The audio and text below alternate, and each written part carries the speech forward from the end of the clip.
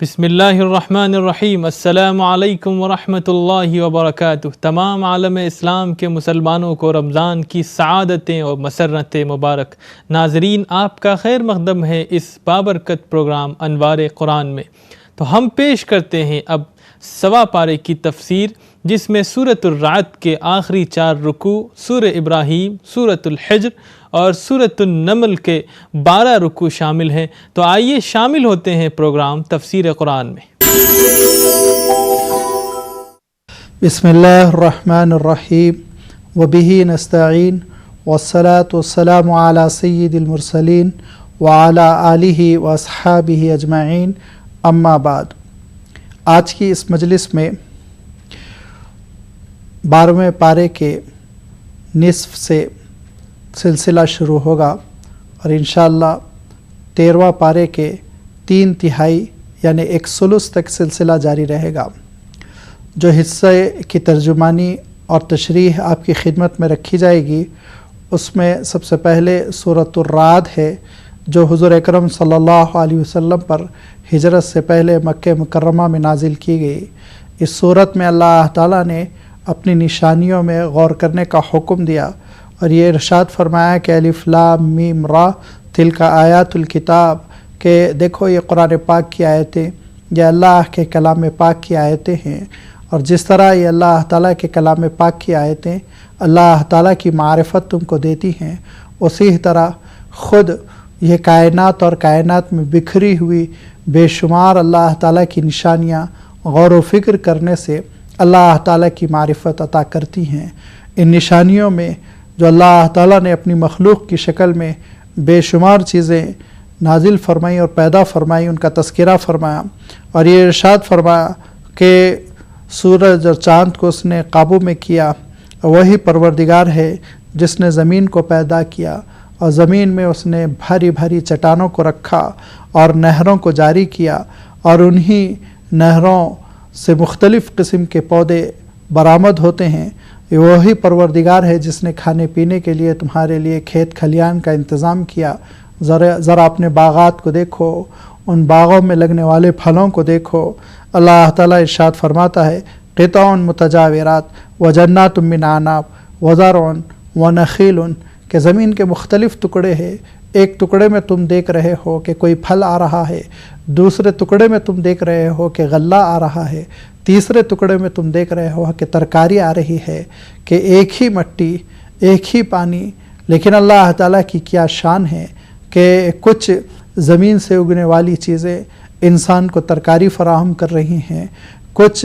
غلے کے دانے فراہم کر رہی ہے، اور کچھ زمین ایسی ہے جو انسان کے لیے مختلف قسم کے پھل، جن کے بارے میں اللہ تعالیٰ ارشاد فرماتا ہے سنوان وغیر سنوان، کہ بعض ملتے جلتے بعض غیر ملتے جلتے سب ایک ہی پانی سے برآمد ہو رہے ہیں۔ فرمایا یہی نہیں بلکہ ان میں کچھ کا کھانے پہ مزہ ذائقہ یکساں ہیں، کچھ کا ذائقہ بالکل مختلف۔ جو پروردگار عالم یہ شان رکھتا ہے کہ ایک ہی زمین میں ایک ہی پانی سے مختلف قسم کی چیزوں کو برآمد کر لے، اس پروردگار کے بارے میں تم یہ سن کر کیوں تعجب کرنے لگتے ہو کہ وہ دوبارہ تم کو اس زمین سے زندہ کر دکھائے گا،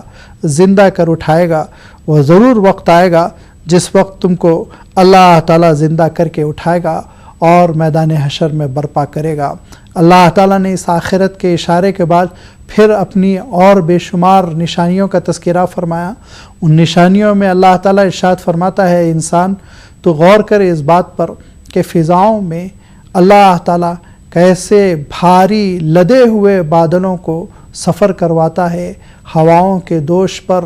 وہ کتنا پانی ہوتا ہے جو لے کر سینکڑوں کلومیٹر سفر کرتے ہیں اور ادھر برستے ہیں ادھر برستے ہیں، اللہ کے حکم سے برستے ہیں۔ فرمایا انہی بادلوں کے رگڑ سے پیدا ہونے والی بجلی پہ بھی غور کرو، وہ بجلی جو چمکتی ہے، کڑکتی ہے تو انسان کا دل کانپ اٹھتا ہے۔ اور لازمی بات ہے اللہ تعالیٰ ارشاد فرماتا ہے کہ دراصل یہ بادل ہیں، یہ بجلی ہیں، یہ فرشتے ہیں، ساری مخلوق واللہ کے جلال اور اس کی قدرت کا اعتراف کرتے ہوئے اس کے حمد و ستائش کرتی ہے۔ لہذا इंसान पर भी वाजिब और ज़रूरी है कि वह अल्लाह ताला की इस ताकत और बेपनाह कुदरत का अंदाज़ा लगाए, लेकिन इसके बावजूद इंसान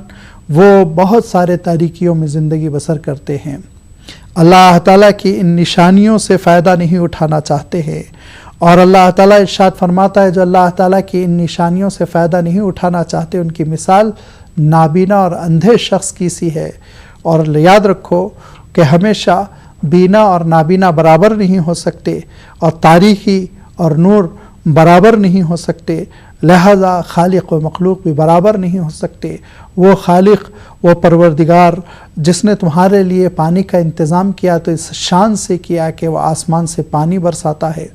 ज़मीन पानी जज़्ब करती है, और फिर पानी की एक मकदार नहरों की शक्ल में वो बहती चली जाती है, और सैकड़ों किलोमीटर के इलाके को वो सैराब करती है। और जब ये पानी की नहरें बहती हैं और समंदर में गिरती हैं तो कैसा झाग पैदा होता है, लेकिन फरमाया कि वो दूर दूर तक फैला हुआ झाग इंसान के किसी काम का नहीं, लिहाजा धीरे धीरे वो ख़त्म हो जाता है। फरमाया कि झाग जो बेकार हो जाता है वो धीरे धीरे ख़त्म हो जाता है। यही इस दुनिया का निज़ाम है, जो चीज़ बेकार होती है और सूदमंद नहीं होती, काम की नहीं होती, नफ़ा बख्श नहीं होती, वो ख़त्म हो जाती है। अल्लाह ताला जिनको परवरदिगार की पकड़ का एहसास है और वो घबराते हैं कि ऐसा ना हो लौटने के बाद, मरने के बाद सख्त अज़ाब के गिरफ़्तार हो जाए। दानिशमंद वो हैं जो हमेशा दीन के तकाज़ों पर साबित कदम रहते हैं, इस्तिक़ामत होती है,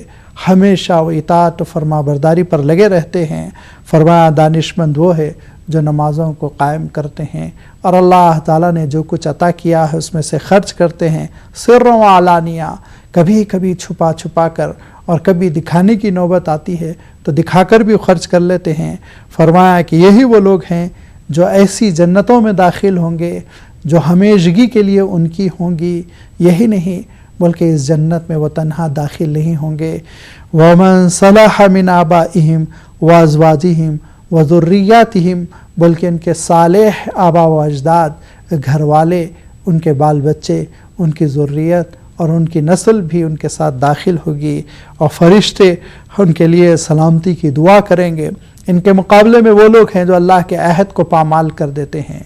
और जो माहिदा अल्लाह ताला से उन्होंने किया उसको तोड़ देते हैं, और रिश्तेदारियों का ख्याल नहीं रखते, खुद गर्ज और सेल्फिश होकर वो ज़िंदगी बसर करते हैं। फरमाया कि अल्लाह ताला की उन पर लानत होती है और बुरे अंजाम से वो दो चार होते हैं। ये वो इसलिए करते हैं कि दुनिया की ज़िंदगी को सब कुछ समझते हैं, तो वो कान खोल कर सुन लें कि ये दुनिया की चंद रोज़ा ज़िंदगी अल्लाह ही का अतिया करदा है। जिसको चाहे अल्लाह ताला इनायत फरमाए, जिसको चाहे अल्लाह ताला महरूम कर दे। अल्लाह ताला इरशाद फरमाता है कि ये ही अल्लाह ताला की निशानियाँ हैं।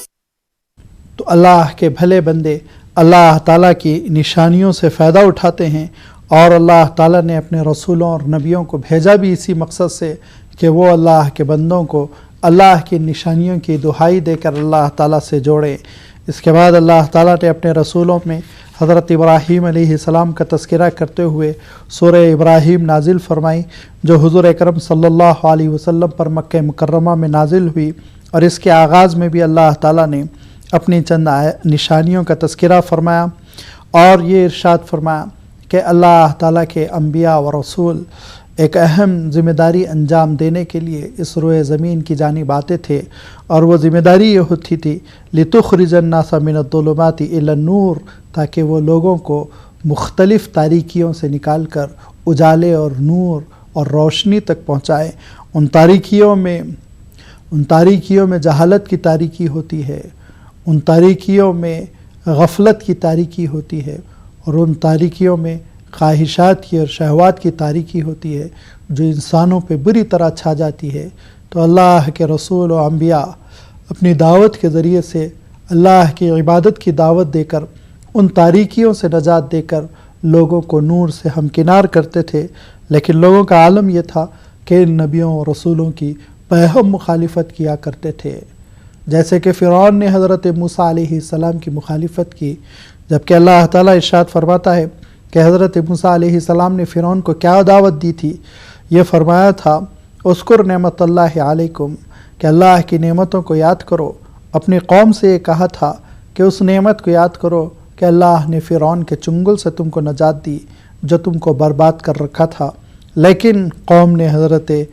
मूसा अलैहिस्सलाम की उस तरह कदरदानी नहीं की जैसे कि करनी चाहिए थी। अल्लाह ताला ने और भी नबियों का तज़किरा फ़रमाया और हज़रत नूह अलैहिस्सलाम, हज़रत हूद अलैहिस्सलाम की कौम आद और हज़रत सालेह अलैहिस्सलाम की कौम समूद का भी इशारा फ़रमाया। और ये इशारा फ़रमाया कि इन सब ने बात न मानी और अज़ाब ही को अपने हक़ में कबूल किया। अल्लाह ताला इरशाद फ़रमाता है कि अल्लाह ताला के दीन की दावत, सच्चाई की दावत, उसकी मिसाल एक कलिमा तय्यबा की सी मिसाल है। फरमाया वो कलिमा तय्यबा जो बिल्कुल एक ऐसे तनावर दरख्त की तरह हो जिसकी जड़ें ज़मीन में फैली हुई हों, जिसकी शाखें आसमान पर बुलंद, जिसकी वजह से चारों तरफ साया हो रहा हो। फरमाया और इस दावत की मुखालिफत में जो बात खड़ी की गई उसकी मिसाल उस बर्बाद दरख्त की है जिसकी जड़ें खोखली हैं और जिसका कोई साया नहीं, जिसकी शाखें मुरझाई हुई हैं। अल्लाह ताला इरशाद फरमाता है, अल्लाह ताला इन मिसालों के ज़रिए से लोगों को कौल साबित यानी हक़ पर साबित कदम करना चाहता है। अल्लाह ताला ने अपने नबियों और रसूलों से लोगों को हक़ पर साबित कदम रहने की तलकीन फरमाई। उन्हीं अम्बिया और उन्हीं रसूलों में एक औलुल आज़म और जलीलुल क़दर नबी व रसूल हज़रत इब्राहीम अलैहिस्सलातु व तस्लीम थे। वह हज़रत इब्राहीम अलैहिस्सलातु व तस्लीम जो अल्लाह के दरबार में बैठ के अल्लाह से ये दुआ किया करते थे कि रब्बि जाल हाज़ल बलद आमिना वजनुबनी व बनिया नाबुदल असनाम, के मौला मुझे और मेरी औलाद को असनाम परस्ती से बचा और इस पाक सरज़मीन को जो मक्का मुकर्रमा की सरज़मीन है उसको हमेशा के लिए अमन वाली सरज़मीन करार दे। और ये इरशाद फरमाया करते थे कि मौला जो तौहीद पर गामज़न है वो मिल्लत इब्राहीम से है, और जो तौहीद का दामन छोड़ रहा है, जिसके अक़ीदे में शिर्क की मिलावट है, मैं उससे बरी हूँ, मेरा उससे कोई ताल्लुक़ नहीं। वो ये दुआ करते थे और ये कहते थे मौला ये वादी मक्का मुकर्रमा की ये गैर आबाद है, इसमें न दरख्त है, न जानवर है, न हैवान है, न चरिंद है, न परिंद है, न इसमें पानी है, इसमें कोई चीज़ नहीं, लेकिन मैं अपने खानवादे को, अपनी अहलिया को और अपने बच्चे को इसीलिए छोड़ जा रहा हूँ ताकि यहाँ पर ये रहें, तेरी इबादत करें, नमाज को कायम करें, तेरे घर पर, तेरे दर पर पड़े रहकर तेरे इबादत गुजार बनकर अपनी ज़िंदगी बसर करें, यहाँ तक कि लोगों के दिल उनकी जालिब मायल हो जाएं। वो कहा करते थे हज़रत इब्राहीम अलैहिस्सलाम अपनी दुआओं में कि मौला इस सरज़मीन को, मक्के की सरज़मीन को फलों से, गल्ले से और अपनी नेमतों से माला माल कर दे। और ये कहते थे कि मौला आपने बुढ़ापे में इस्माइल व इसहाक़ से नवाजा, लिहाजा अल्लाह आप मेरी दुआओं के सुनने वाले हैं, ये दुआ भी आप सुन लें कि मुझे और मेरी औलाद को और मेरी नस्ल को हमेशा नमाज कायम करने वाला बना दे। और ये भी हज़रत इब्राहीम कहा करते थे कि मौला मेरे गुनाहों को माफ़ फरमा दे, मेरे वालिदैन के गुनाहों को माफ़ फरमा दे, मेरे बाल बच्चों के गुनाहों को माफ़ फरमा दे, और अल्लाह सारे ईमान वालों के कुंबे के गुनाह को माफ़ फरमा दे। और ये इरशाद फरमाया करते थे कि क़यामत के दिन अल्लाह हमारी यावरी फरमा। हज़रत इब्राहीम अलैहिस्सलाम के इस दुआओं के तज़किरे के बाद अल्लाह ताला इरशाद फरमाता है कि हज़रत इब्राहीम अलैहिस्सलाम के ख़िलाफ़ चलने वाले वो लोग जो जुल्म व ज़्यादती कर रहे हैं वो ये ना समझे कि वो मनमानी कर रहे हैं और उनकी पकड़ करने वाला कोई नहीं, वो अल्लाह ताला है जो पकड़ करेगा, लेकिन ढील दे रहा है, एक वक्त तक, वक्त आने पर वो पकड़ेगा। इन्नल्लाह सरीउल हिसाब हाज़ा बलागुल लिन्नास, अल्लाह बहुत जल्द पकड़ता है, ये एक हकीकत है जो सारे लोगों तक पहुँचा दी जाए। सूरह हिज्र में भी अल्लाह ताला ने अपनी बाज़ नेमतों का तज़किरा फरमाया। फिर हुज़ूर अकरम सल्लल्लाहु अलैहि वसल्लम और आपके ख़िलाफ़ जो साजिशें हो रही थी, जो मक्कारियाँ हो रही थी, उनका तज़किरा फरमाते हुए आप सल्लल्लाहु अलैहि वसल्लम को ख़िताब करते हुए इरशाद फरमाया, ज़रहुम याकुलू व यतमत्तउ व युल्हिहुमुल अमल, उम्मीदों की वजह से खाते पीते ज़िंदगी बसर कर रहे हैं, दुनिया के बंदे बने हुए हैं, आप इनको छोड़ें, एक वक्त आएगा कि इनको एहसास होगा کہ انہوں نے کس قدر غفلت میں اپنی زندگی بسر کی۔ اللہ تعالیٰ ارشاد فرماتا ہے کہ اس دنیا کو سنوارنے اور اس دنیا کو سجانے کے بعد اللہ تعالیٰ نے حضرت آدم کو اس دنیا میں بھیجنے کا انتظام کیا تاکہ حضرت ابراہیم علیہ السلام اس دنیا میں آ کر اللہ تعالیٰ کی عبادت کریں، اور اللہ کے نیک بندے شیطان کی سازشوں کے شکار ہوئے بغیر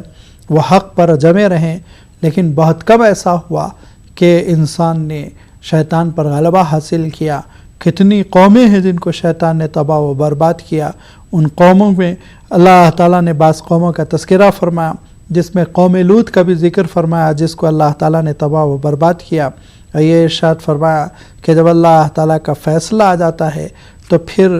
کوئی بھی اللہ کے فیصلے کو ٹالنے کی طاقت نہیں رکھتا۔ فرمایا کہ اللہ تعالیٰ کی بے شمار نعمتیں ہیں، ان نعمتوں میں ایک بڑی نعمت یہ اللہ تعالیٰ کا کلام، اور اللہ تعالیٰ کے کلام کے ساتھ ساتھ ایک ساتھ بار بار پڑھی جانے والی آیتیں یعنی سورۃ الفاتحہ ہے۔ اس کے مل جانے کے بعد تو دنیا کی زندگی اور اس کے ساز و سامان کی جانب تم کو نگاہیں اٹھا کر دیکھنا ہی نہیں چاہیے۔ وَلَقَدْ آتَيْنَاكَ سَبْعًا مِّنَ الْمَثَانِي وَالْقُرْآنَ الْعَظِيمَ لَا تَمُدَّنَّ عَيْنَيْكَ إِلَىٰ مَا مَتَّعْنَا بِهِ أَزْوَاجًا مِّنْهُمْ کہ اللہ تعالیٰ نے قرآن عظیم اور ساتھ بار بار پڑھی جانے والی آیتیں دے رکھی ہیں، لہٰذا لوگوں کی جانب جن کو خوب ملا ہوا ہے نگاہ اٹھا کے نہ دیکھو۔ وَعْبُدْ رَبَّكَ پروردگار کی عبادت کرتے رہو، حتیٰ یاتیک الیقین یہاں تک کہ موت کی یقینی کیفیت تم تک نہ پہنچ جائے۔ سورۃ النحل میں اللہ تعالیٰ نے اپنی نشانیوں کا تذکرہ فرمایا، خود انسان کو کیسے پیدا کیا گیا ہے اس پر غور کرنے کی دعوت دی گئی، اور مویشی جانور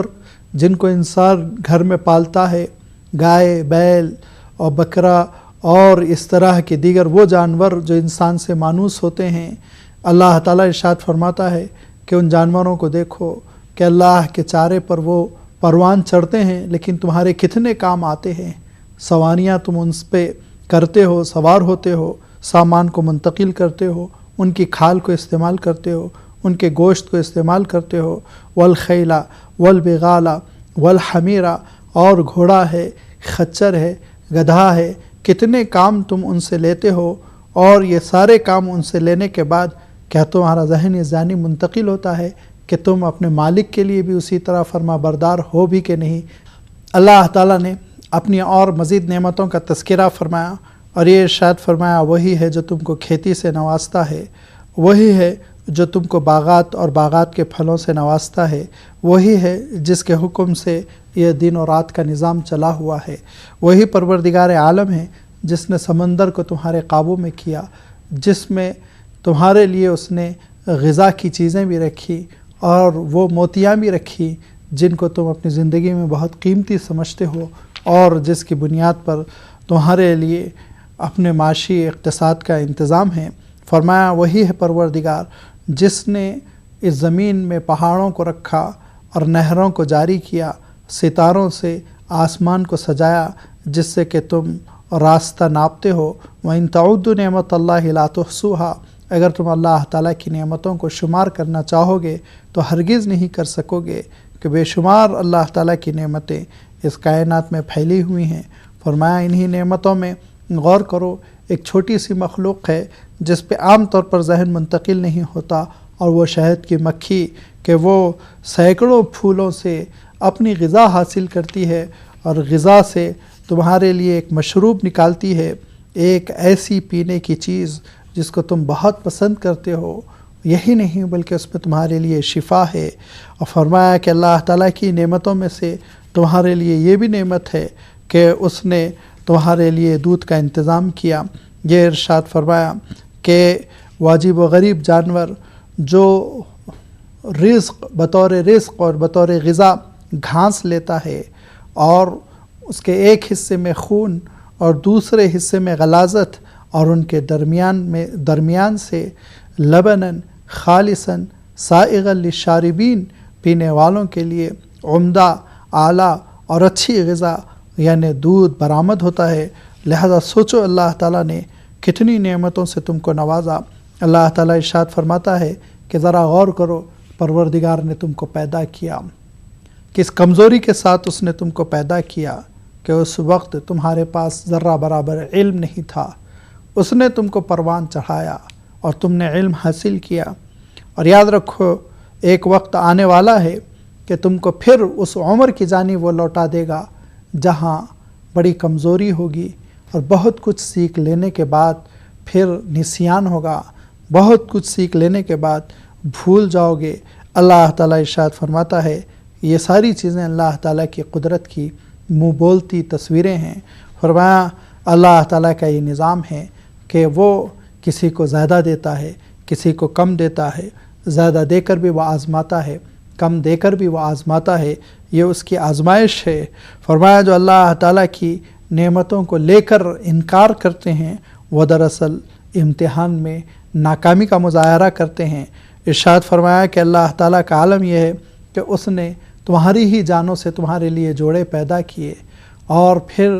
تم خاندانی زندگی بسر کرتے ہو، تمہاری اولاد ہوتی ہے، اولاد کی اولاد ہوتی ہے اور رشتے ناتے بڑھتے ہیں اور ان سب کے کھانے پینے کا وہ انتظام کرتا ہے۔ وہ ساری نعمتیں تم کو اللہ تعالیٰ کی جانب سے ملتی رہتی ہیں اور نعمتیں اللہ سے لیتے ہو، پھر غیر اللہ کی شکر گزاری کیسے، غیر اللہ کے در پہ کیسے جھکتے ہو۔ ارشاد فرمایا کہ کتنے لوگ ہیں یعبدون من دون اللہ ما لا یملک لہم رزقا، کہ بے شمار ان چیزوں کی عبادت کرتے ہیں جو نہ رزق دے سکتی ہیں نہ زندگی دے سکتی ہے۔ فرمایا جس کا عالم یہ ہے کہ وہ اللہ تعالیٰ سے نعمتیں لے اور دوسروں کی شکر گزاری کرے، اس کی مثال ایسے ہی ہے جیسے ایک زمین کا بوجھ، دھرتی کا بوجھ کسی کام کے قابل نہیں، چھوٹی سی چھوٹی ذمہ داری دے تو نبھا نہ سکے، ایسے آدمی سے ہر کنبہ، ہر خاندان بری الذمہ ہونا چاہتا ہے۔ لہذا اللہ تعالیٰ کے باغی سے ساری زمین بری الذمہ ہونا چاہتی ہے۔ فرمایا وہی پروردگار ہے جس نے تم کو تمہاری ماؤں کے پیٹ سے برآمد کیا، تم کو دیکھنے کی صلاحیت دی، تم کو بولنے کی صلاحیت دی، تم کو سوچنے سمجھنے کی صلاحیت دی، لعلکم تشکرون، تاکہ تم اس کے شکر گزار بندے بن جاؤ۔ ارشاد فرمایا کہ وہی پروردگار ہے جو آسمانوں میں اور آسمان کی فضاؤں میں پرندوں کو تھامتا ہے جو سینکڑوں فٹ اوپر اڑتے ہیں اور اس قدر آرام سے اڑتے ہیں کہ گھنٹوں بلکہ بسا اوقات دن و رات وہ اپنا سفر طے کرتے رہتے ہیں۔ اتنے چھوٹے سے پرندے اور فضاؤں میں اس آسانی کے ساتھ زندگی بسر کرتے ہیں، یہ صرف و صرف اللہ تعالیٰ کی نشانی ہے۔ وہ پروردگار جو تم کو جینے کا سامان دے رہا ہے، وہ پروردگار جس نے لباس سے تم کو سرفراز کیا، وہ پروردگار جو عام حالات میں پہننے کا کپڑا دے رہا ہے، وہ مولا جو جنگوں میں پہننے کا کپڑا دے رہا ہے، وہ پروردگار جو تمہارے سروں پر چھت تان رکھا ہے، وہ پروردگار جو تمہارے لیے فضاؤں کا انتظام کر رکھا ہے، یہ سب کچھ اسی مولا کی نعمتیں ہیں جس نے تم کو زندگی عنایت فرمائی۔ یعرفون نعمت اللہ، کتنے لوگ ہیں اللہ کی نعمتوں کو سمجھتے ہیں، ثم ینکرونہا، اس کے باوجود بھی ناشکری کرتے ہیں، کفر کرتے ہیں، لیتے اللہ سے ہیں، شکر اوروں کا ادا کرتے ہیں۔ لہذا فرمایا کہ ایسے لوگوں کو قیامت کے دن جب عذاب سے سزا سے دوچار کیا جائے گا، فلا یخفف عنہم ولا هم ینظرون، تو نہ ان پر عذاب ہلکا کیا جائے گا اور نہ ہی ان کو مہلت دی جائے گی، بلکہ اس وقت وہ اس بات کا اعتراف کریں گے کہ ہم زندگی میں جو شرک کرتے تھے دراصل وہ غلط کرتے تھے، اور وہ یہ کہیں گے کہ ہم سے بڑی کوتاہی ہوئی، بہت بڑی غلطی ہوئی جو ہم نے اپنی زندگی میں بجا لائی، لیکن اس دن سرنڈر ہونے سے اور اپنے جرم کا اعتراف کرنے سے عذاب سے نجات نہ مل سکے گی، بلکہ اس دن تو سزا بھگتنی پڑے گی۔ یاد رکھو آج وقت اختیار کا ہے، لہذا اللہ تعالیٰ کی بات سنو، اس کی نعمتوں کا اعتراف کرو، اس کی شکر گزاری کرتے ہوئے اس کی عبادت کرو۔ وآخر دعوانا ان الحمدللہ رب العالمین۔ ناظرین، آپ نے ملاحظہ فرمایا پروگرام انوار قرآن۔ اللہ مجھ کو اور تمام ناظرین کو جو کچھ سنا ہے اس پر عمل کرنے کی توفیق عطا فرمائے۔ ناظرین دیکھنا نہ بھولیں آج شب ہمارا پروگرام حرم شریف مکۃ المکرمہ سے نماز عشاء اور نماز تراویح کا لائیو ٹیلی کاسٹ۔ دیجیے مجھے اجازت، خدا حافظ، السلام علیکم۔